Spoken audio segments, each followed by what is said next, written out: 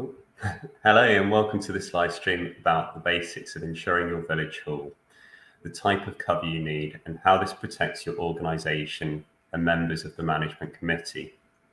This session is being hosted by ACRE but delivered by our corporate sponsors Zurich, who provide specialist insurance for village halls. Zurich are very kindly sponsoring our village halls advice and information service, which is offered for our members to halls throughout rural England.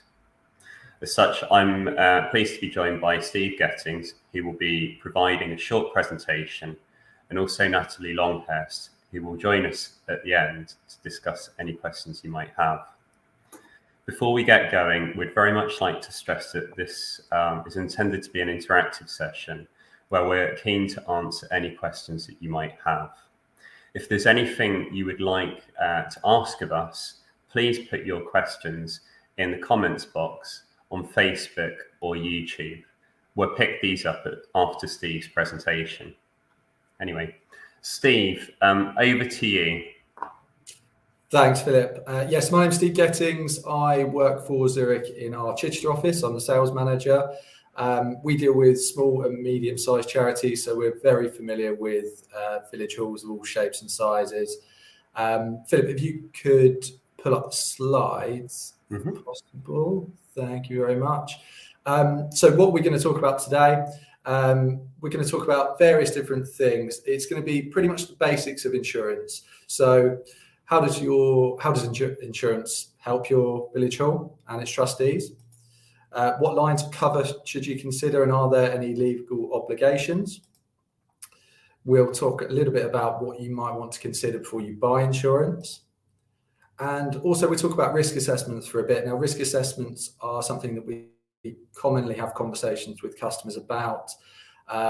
There's various different knowledge levels within the sector. So we'll talk a little bit about that and why insurance companies ask for them. And then we'll go to a Q&A at the end. So as Philip said, this is going to be an interactive session. So I encourage you to put questions into the comments.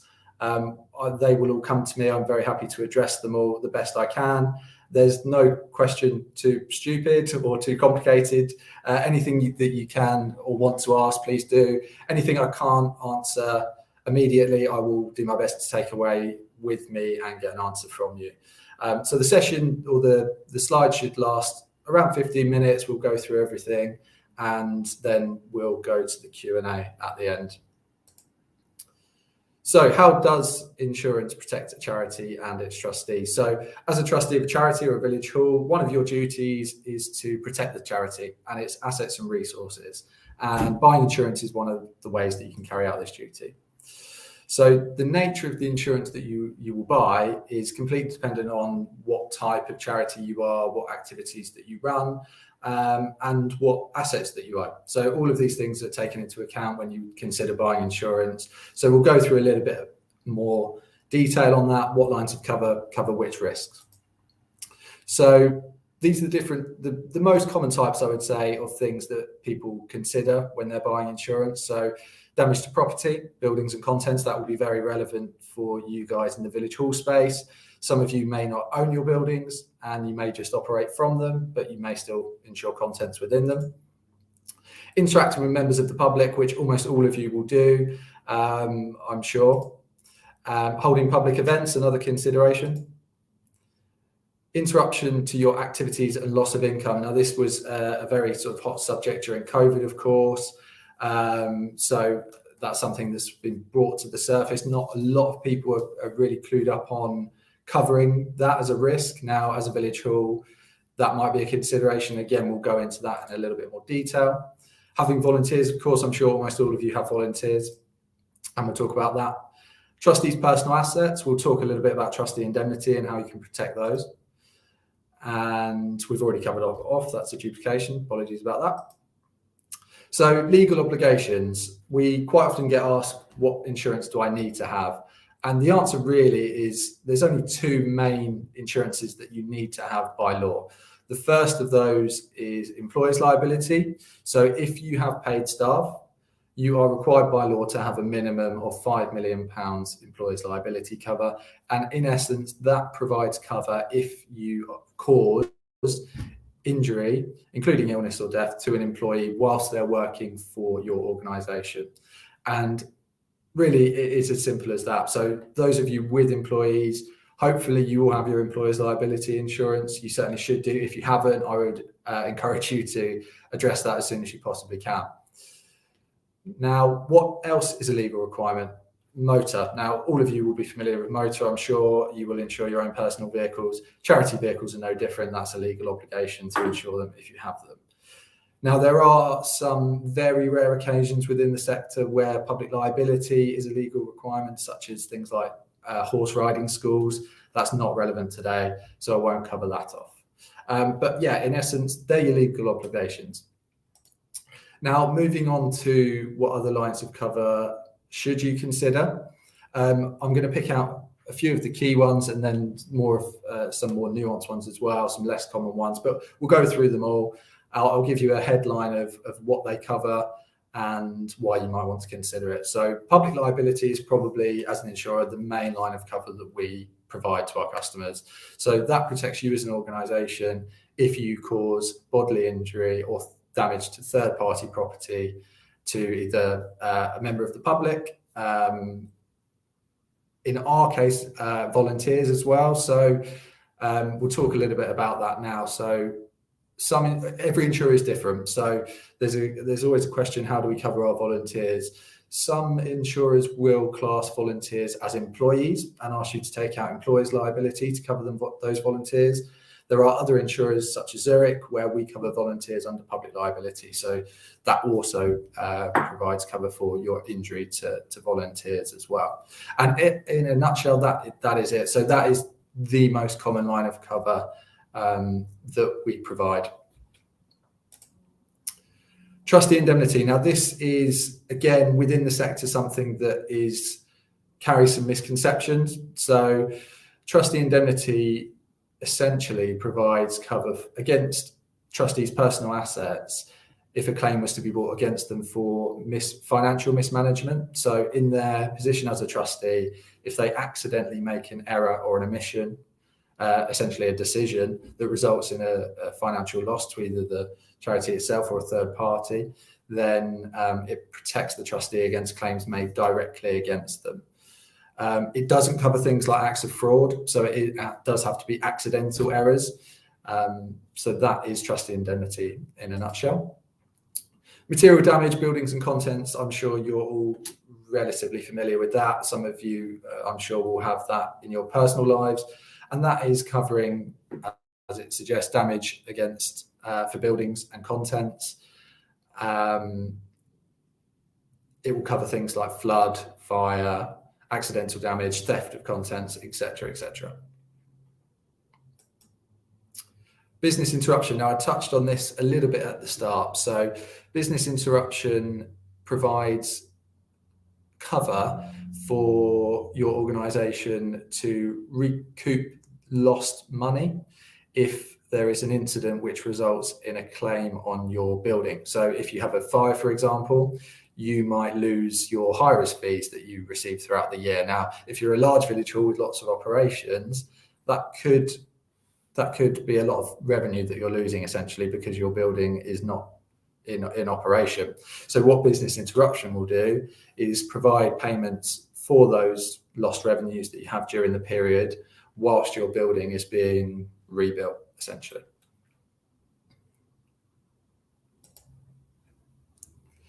Legal expenses. So legal expenses, mainly, it has lots of different covers within it. It's quite a detailed line of cover. At a really basic level, it provides cover for things like employment and contract disputes. So if you are a charity that is considering making redundancies, for example, there's cover there if you want to consult with someone on how to do that, and then any potential employment tribunals that may arise off the back of that. Now, insurers generally outsource this cover. That's really common. There's about 2 or 3 main insurers of legal expenses. in the UK. One of them is DAS. Some of you may be familiar with them, and they also offer lots of free advice as well to their customers. But essentially, it's things like employment disputes in the main. And just as a reminder, if there are any questions or any clarity points, please do pop them in the comments. We'll come to them at the end. Highly encourage you to do that. Hirer's liability. So bear with me while I take a sip. This is going to be a line of cover that is really relevant to you guys in the village hall space. A lot of you will know what it is and have it. Some of you may not and may wish to consider it. So what it does is provides protection to your customers, your hirers of the village halls, where those hirers don't have their own public liability insurance. So it essentially gives your hirer their own public liability insurance whilst they're operating from your premises. So if, for example, you didn't have the hirer's liability and you hired out your hall to someone without their own public liability insurance, they were responsible for damage to your property, whether that be a large fire, for example, you would not be able to make a claim on insurance against them for that. You would have to claim on your own material damage insurance, and that would then obviously affect you in the sense that you have a claims history against that. So also, it's a real benefit a lot of the time for being able to hire out your hall. It encourages hirers, because you can say to people, we have hirer's liability. We wouldn't expect you to have your own public liability. Now, really, it is designed for small community groups or informal groups. Any commercial organisation or bona fide charity that are hiring your premises should generally come with their own public liability insurance. But it's perfect for things like children's birthday parties, weddings, those sorts of hirers where you wouldn't expect them to have their own public liability. So that's, I think, a really relevant line of cover to you guys. Any questions on that, more than happy to try and answer them for you as well. Professional indemnity and professional negligence, probably not so relevant to you guys. That provides cover for organisations that provide professional advice to third parties where a fee is charged. So if you charge a fee for things like advice on benefits, for example, in the charity sector, that would commonly where it would be taken out. For you guys, probably not necessarily as relevant, but if you're not sure, have a read in detail and see whether it's appropriate to you. Libel and slander, as the name suggests, obviously we know all about this at the moment with the Johnny Depp and Amber Heard trial. This is kind of what this insurance covers. So libelous is being the written word and slander being the spoken word. If you as a charity write or say something which defames a third party and they make a claim against you, this line of cover will come into play. Fidelity guarantee or crime cover. So they're the same cover, but they are called slightly different things. So that essentially covers dishonesty from members of staff. So if they steal from the organisation, generally cash, but it's fraudulent acts or activities by employees or volunteers. Business travel, again, very, very similar to what you would have in your personal life when you go away and on your holidays. So that will cover things like cancellation, loss of baggage. When you're abroad, it will also cover things like kidnapper within it as well. So there's lots of different elements to that, but in essence, as an overview, very, very similar to what you would take out in your personal lives. So we've covered off sort of the basic lines of cover within the sector. So what do you need to consider before you actually buy insurance? So the first is to make sure that the person that you allocate to speak to the insurance company has a really good understanding of how you operate.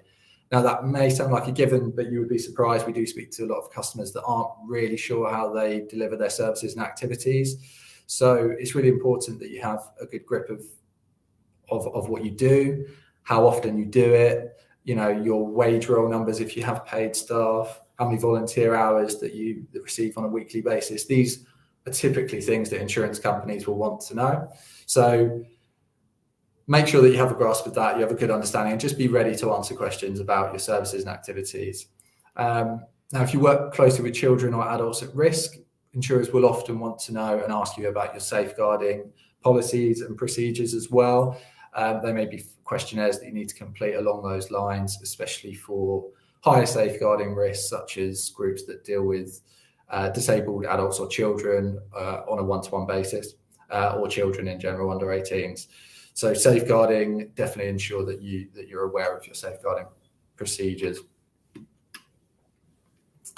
Quite a common question that we get asked are, do insurance companies act differently depending on what type of not-for-profit organisation you are? Do we need to be a registered charity?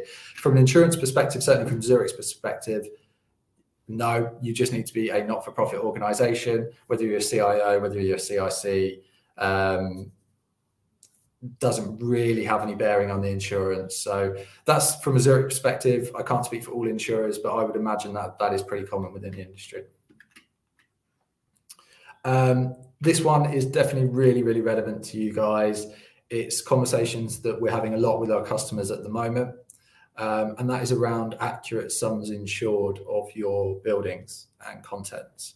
So buildings and contents are typically insured on a new for old basis, meaning that if we take your village hall, for example, if it were to burn down to a crisp, it would be the cost of replacing or rebuilding that building back to its former glory, essentially. And that would include the costs of ground clearance, all the labour costs, everything taken into account. So it will be slightly different to your market value of the building. So if you were to put it up on the market for sale, it would be a very different value to that. Now, why is that important, or more important than ever at the moment? And the reason is due to the cost of living and the cost of supplies, essentially labour. Everything, as you will know, is increasing in price. That includes the cost of materials, labour. So it's really important that you have an accurate rebuild value for your building. And the reason it's important is if you were to have a claim, there's a clause within the insurance industry and within all insurance policies called the clause of average, or the averaging clause. And what that means is if you insure your building and you have a successful claim, the insurer reserves the right to reduce the percentage of that claim to the percentage that you underinsured by. So a loss assessor or a loss adjuster will go out, they will have a look at how much you insured your building for, then have a look at the true cost of repairing it. Let's take an example which is really easy to do the maths on. If you insured a building for £1 million and the insurer insisted that the true real value was 2 million, the insurer would only have to pay 50% of the claim, i.e. £500,000. Now, that's not to say that is always done. There are obviously occasions where insurers will act in good faith and as a result of trying to get a good customer outcome, will pay the loss in full. It's all looked at on a case-by-case basis, but nevertheless, it is really important that you have an up-to-date valuation. Typically, we say that you should have a valuation every 5 years. So if you haven't had it in a while, I'd definitely recommend looking at that. Okay, so risk assessments. Again, this is something that when you talk to an insurance company, they may ask you if you carry them out. You may or may not do that, or you may agree that you don't do them at the moment, but you might do them moving forwards. So what are they and why do we ask for them? So put simply, they are identifying and managing risks that your organisation faces. So for charities, that might include reputational risk of injury to service users and volunteers, risk of damage to property, essentially anything that you believe could result in a claim. So as your position within a charity, a senior position within a charity, you have a duty to ensure the safety of those, as we've already discussed. And part of that is risk management. So a risk assessment reduces the chances of a claim occurring, which is one of the main reasons that insurers ensure that you carry them out. So what can they look like? So the general process on how to manage risk, there's a really simple 4-step process here, and this can be used to identify and manage risks that you face. So number one is identify, okay, what risks do we face? Where could a claim arise? Where could an incident arise? Assess, so how likely is it to happen, for example? How risky is it, essentially? and then prioritize. What do we need to prioritize within those risks that we've identified, and then decide if you need to take any action. So are there any actions that we need to take based on the risks that we've identified? An example would be, okay, a fire risk to your building. Where do we keep our bins? Are they too close to the building? If there's an arson attack where someone sets fire to the bins, would that fire then join the building? Would the building then go up in flames? As one example, that is something that you might want to consider. So that's a really useful 4-step process. We do have an interactive guide to risk management, and the hyperlink is there. You're more than welcome to follow that hyperlink and have a read. There's lots of really useful information there about risk management. We're very aware that it's something in the SME space within the charity sector. Not all customers are fully clued up on it. So do take time to do that. And this page just gives some useful resources. I'll leave this screen up for a few seconds just so you can have a look and jot down any URLs that you want to face. But news and insight, that's essentially where we as Zurich post lots of interesting articles about various different topics, not necessarily insurance related. Very recently, we did one about how to organise a successful Jubilee event, which went down very well. So there's lots of different articles on there. You're more than welcome to go and read those. And then there's some more insurance specific things. So there's a video series as well on our website, which explains the different lines of cover in a bit more detail. There's a risk assessment template, which is really useful. So yeah, please do feel free to follow those links and have a read, have a watch. They're really, really useful. So I think, yes, we've come to the Q&A section here. So I think Philip and Natalie are going to jump back on the screen and field those questions to me. Yeah, thanks, Steve. That was really useful. Lots of really handy information in there. And we have had a few questions come in as well. So conscious of time, we haven't got a huge amount of time, so we'll get through as many as we can. And those that we can't answer, we'll sort of try and post something online with some of the answers to afterwards. The first one's an easy one, which I think I can answer. So Lindsay asked if the slides will be available after the live stream, and the answer is yes, they will. There will be a recording of this available, so it will be online on Facebook and YouTube, so you can watch it and share with others afterwards as well. Next one, I'm definitely going to pass over to you, Steve, because it's more of a technical one on the covers. So Terry asked, what sort of insurance do we need for off-site community events? So the example there was taking a coach trip, for example, to the theatre. Yeah, great question, Terry. So it really depends on what risks that you're concerned about. If you're talking about causing injury to service users, for example, your public liability insurance, if you have it or you're going to take it out, that will essentially follow you, or it does certainly in our policy anyway, it will follow you around the UK. So whether they're trips to the theatre, trips outside, even trips to the other side of the country, the public liability will follow you and will cover any potential incidents that as a result of your negligence. So it should be covered under your public liability if what you're concerned about is things like causing injury to service users whilst you're on the trip, for example. If you actually go to the theatre, for example, and there's a trip or slip within the theatre, it's highly likely that would be the negligence of the theatre company, dependent on the incident, of course, and what actually happened. In that case, it would be the theatre company's public liability that would pick up the claim. But good question. Thank you. Well, thank you. And then we've actually had a couple of sort of very similar questions on this one around how can village halls get a reasonable valuation of their rebuilds, so kind of where to go for that.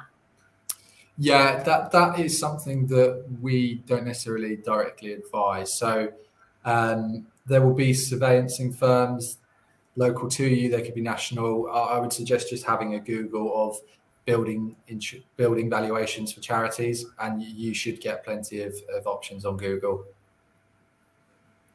Excellent. And then there's one which is a bit more specific. And again, I guess we might be able to look at what our cover provides, but it's important to check with the other insurers. So the question is, do we at Zurich support halls who want to install a key safe for their hirers to use to access the hall, or is that a no-go?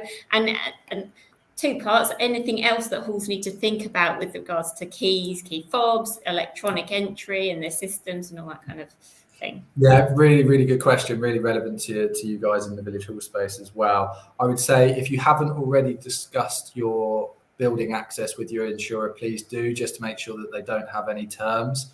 We, off the top of my head, as far as I know, we don't have any specific terms around key safes, but we would always have a discussion with you about it and make sure that we were happy with how you were managing that risk. So, for example, if it were to be a key safe, we would potentially ask what position within the charity do the people that have access to that key safe, what position are they, how many people have access to it, etc., etc. So every insurer will be different. If you're unsure of your current policy and what the terms are, just speak to your contact at your insurance company and they'll be able to guide you through it. Brilliant, thank you. And got a couple more minutes, so just one last question around we spoke about lots of other sort of different types of cover. Are there any others that are available that we should consider? So I think one that was mentioned was personal accident cover. Is that one that we should consider or not? Yeah, personal accident is another good one that a lot of groups do choose to take out. So personal accident is what we call a benefit policy. So what that means is that it will not cover acts of negligence on behalf of the organisation. It's more of a benefit to your employees and volunteers. So if they are injured whilst they're working for your organisation, not due to negligence, then dependent on the severity of their injury, will pay out a sum of money or a weekly payout, again, dependent on the severity of their injury, which you can then choose to spend how you wish. So you could give it to the individual that was injured. You could use the payout to source more volunteers or a replacement employee, for example. So it's more of a benefit policy rather than a negligence policy, if that makes sense. Yeah, brilliant. Thank you very much. So yeah, I think we've managed to cover quite a lot in that time. So as I say, just to reiterate, everything will be available online afterwards. But yeah, from my point of view, thank you to Aker for letting us run the session, and really good to hear all those questions from everybody. Great, it's a pleasure, and thanks so much for sharing this really useful information this morning. One thing I would say is if village halls have more general sort of questions around governance or running the halls, we have a network of village hall advisors based in every county of rural England. So do take a look at our website and head on over to our member organisations if you're after that more general advice. But otherwise, do speak to Zurich as well about the insurance that they're able to provide, and look at some of the resources that they've shared today.